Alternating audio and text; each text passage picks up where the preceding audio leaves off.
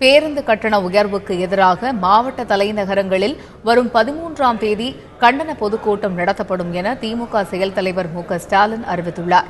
பேருந்து கட்டண உயர்வுக்கு எதிராக அடுத்த கட்ட நடவடிக்கை குறித்து தோழமை கட்சிகளுடன் திமுக ஆலோசனை நடத்தியது. ஸ்டாலின் தலைமையில் நடைபெற்ற ஆலோசனையில் தமிழக காங்கிரஸ் தலைவர் திருநாவுக்கரசர், மதிமுக பொதுச் செயலாளர் வைகோ, விடுதலை சிறுத்தைகள் கட்சி தலைவர் தொல் திருமாவளவன், மார்க்சிஸ்ட் கம்யூனிஸ்ட் கட்சியின் மாநில செயலாளர் ஜி. ராமகிருஷ்ணன், இந்திய கம்யூனிஸ்ட் கட்சியின் மாநில செயலாளர் முத்தரசன், மனிதநேய மக்கள் கட்சியின் தலைவர் ஜவாஹிருல்லா ஆகியோர் கலந்து கொண்டனர்.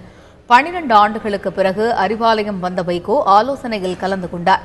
கூட்டத்திற்கு பிறகு செய்தியாளர்களை சந்தித்த ஸ்டாலின், பேருந்து கட்டண உயர்வுக்கு எதிராக மாவட்ட தலைநகரங்களில் வரும் 13ஆம் தேதி கண்டன பொதுக்கூட்டம் நடத்துவது உட்பட 3 தீர்மானங்கள் நிறைவேற்றப்பட்டுள்ளதாக தெரிவித்தார்.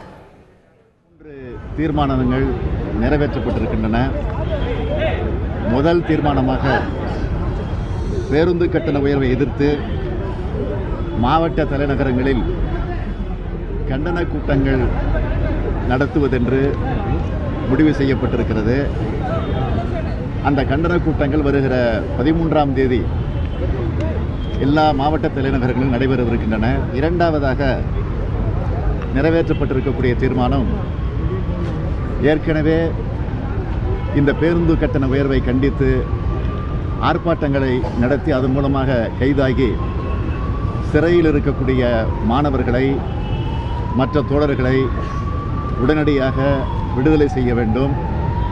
விடுதலை செய்வது மட்டுமல்ல, அவர்கள் மீது போடப்பட்டிருக்கக்கூடிய வழக்குகள் அனைத்தையும் ரத்து செய்ய வேண்டும் என்கிற அந்த தீர்மானத்தையும் நிறைவேற்றியிருக்கிறோம். 3வது தீர்மானமாக உயர்நீதிமன்றம் உருவாக்கிட எண்ணிய சகஜ நிலைமைக்கு திட்டமிட்டு குந்தகத்தை விளைவிக்கக்கூடிய வகையில் இந்த அரசு ஈடுபட்டிருப்பதை உடனடியாக கைவிட வேண்டும் என்கிற அந்த தீர்மானத்தை நிறைவேற்றியிருக்கிறோம்.